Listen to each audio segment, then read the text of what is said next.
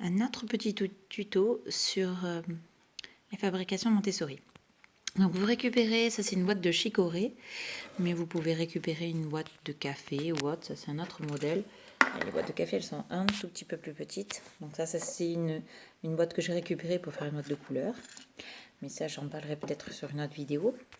Donc très simple, avec un cutter, vous découpez cette partie-là, voilà.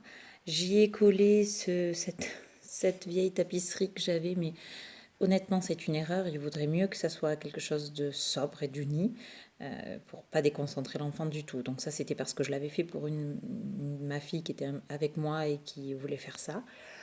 Donc ensuite vous récupérez les capuchons. Vous pouvez en récupérer de différentes. Et après, eh bien, il suffit de découper. Découpez ce que vous avez comme petite bâtonnets. Après, c'est à vous d'inventer. Hein. Enfin, c'est à vous d'inventer. En fonction, bien sûr, de ce que vous avez sous la main et de la capacité de votre enfant. Et d'observer. Je ferai peut-être un article ou une vidéo là-dessus. Il faut observer votre enfant. Ça, c'est le primordial. Donc voilà. Je suis allée dans un magasin de bricolage. J'ai récupéré des petits bâtonnets. D'ailleurs, là, il y a encore, j'en ai racheté parce qu'on en avait perdu, il y a encore l'étiquette. Il faudra enlever l'étiquette. Bref, j'ai récupéré les petits bâtonnets. Je les ai coupés de taille à peu près égale.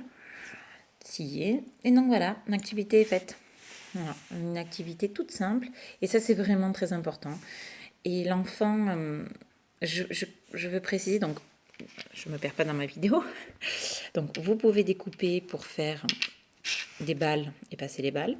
Celui-là, il est exprès, c'est un des premiers avec une balle.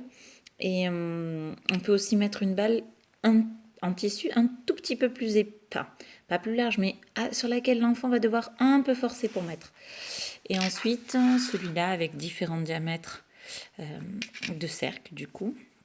Voilà, moi j'ai découpé dans un tissu une espèce de feutrine un peu rigide.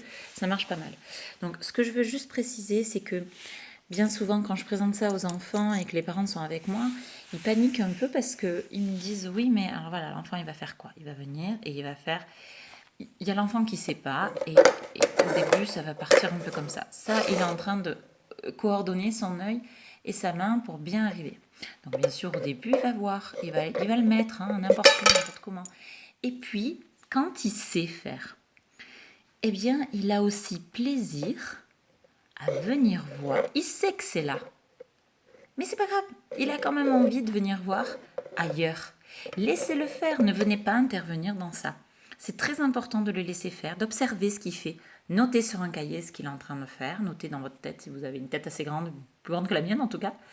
Voilà, notez qu'il est en train, il connaît, c'est facile pour lui. Et au lieu de partir là-dessus directement, eh ben en fait il est là, il traficaille, il vous regarde l'air de dire t'as vu, je sais, mais c'est pas là quoi. Quitte à ce qu'il s'amuse après. Si vous voyez qu'il s'amuse avec, qu'il détourne le matériel, c'est sûrement qu'il a dépassé le truc ou qu'il n'y est pas encore. En tout cas, que l'activité ne l'absorbe pas. Et donc, dans ces cas-là, il faut gentiment, on arrête l'activité et dire bon, ben, on va passer à autre chose, mon chéri. Et on passe à autre chose sans en faire une scène. Voilà. J'espère que cette vidéo vous plaira. Au revoir.